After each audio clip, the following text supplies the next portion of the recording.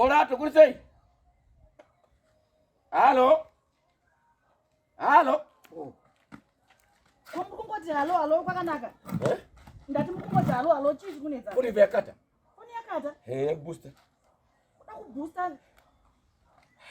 Nei baba mwana. Kufunga tikaita payment yemasolar mahombe cheche wakakura kwete kudarika zvamurikuita izvi. Mwana, that's my problem here. Kosa kama jina nasa ari kupi masolar. Nekata payment kudara. Izo zizi unakuti ndifone pa phone yacho. Ya ndakaita payment. Not answerable. Baba mwana atisita katovharwa here isusu. Tese mwana nasi ndi one. Halo. Mamuka mushe. Ndatamuka here. Zviendeka. Ati kuti kuiriana. Pari kunzwanana here. Maiguru. Hapana bonzwisisana. Ndudze chokwadi. Hapana bonzwisisana. Nyaya iri kunetsa ndimukona kanhu kakabati kanhu kasola kadikidika. Apa takanga tine mari yedu panapa. Tikaita payment yemasolar tichazo kukuya masolar mahombe. Vakaudzwa nzanzi monthly zvinenge zvaita. But mukata senasi date ndi 1 asi hakuna kana chiripo. Muku ndakata payment. Payment ndakaita. Phone yacho aichazi kudaiwa. Kwakubooster uku. Nikaita semi. Ya mwina mkoma wangu nekuzikana kwamunoita muri kubooster button. Ngoma mtano munombopinda here mimi. Yeah, nobody. Munopinda. Yeah. Payment yamakaita mimi makaita kunani? On phone. On phone. Yeah. Scam dzakaroha. Maiguru, dzakavharwa idzi. Zvakavharwa. Apa paruda ungo accept defeat takarana loss. Uchibvunza kuti way forward.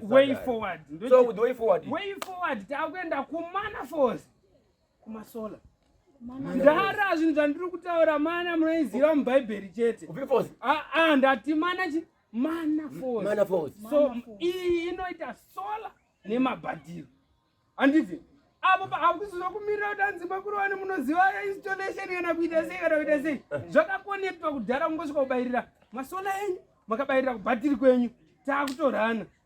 Mukoma ndine nyaya yakaitika nezuro panapa. Mukaona mai muku wakaramwa kudya sadza panapa. Chicken yanga yaorera. Mafirije. Chicken. Ndakaona nezuro. Tinodyira padeni. Mukoma chinhu chiri kudiwa chete. Ngotaura kuti mukutofamba sei. Topinda mutauni. Former branch muno muHarare. Hatitotaura zvomuno muHarare chete. Kubva kuCape Town uko.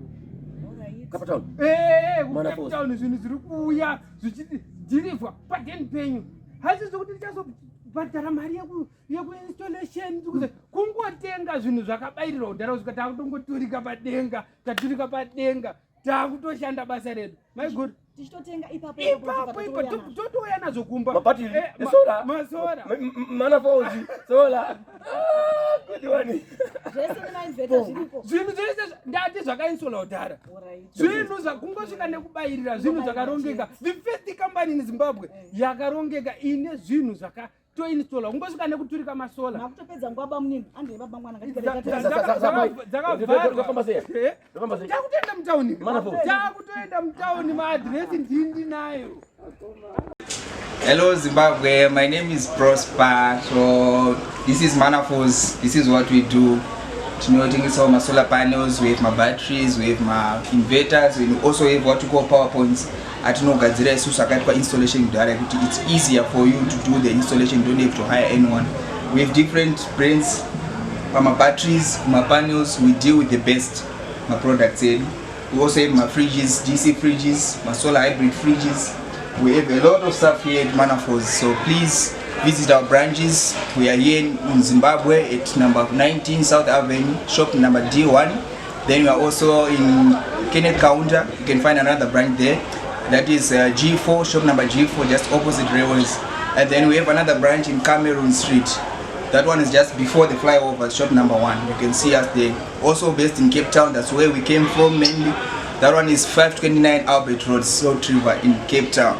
Our phone numbers, we also have phone numbers. You can contact us on 0789 714 458. That's 0789 714 458. And also there are also numbers that you are going to be seeing at the screen. Thank you.